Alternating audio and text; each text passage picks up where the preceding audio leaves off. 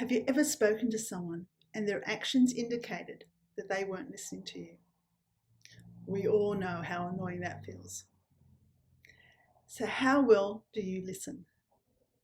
It's easy to fall into the trap of hearing rather than listening. And with that comes the temptation to interrupt. Because we've been thinking about what we're going to say next and not what's being said to us. I'm going to share with you 3 tips to help develop listening skills.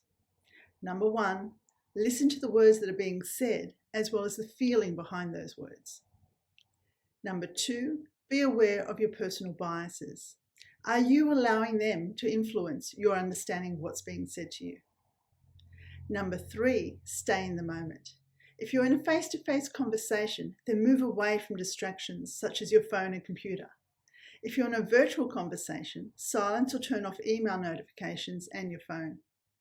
Being open to listening closely to what's being said will provide you with valuable information and reduces misunderstandings that come from interrupting the other person.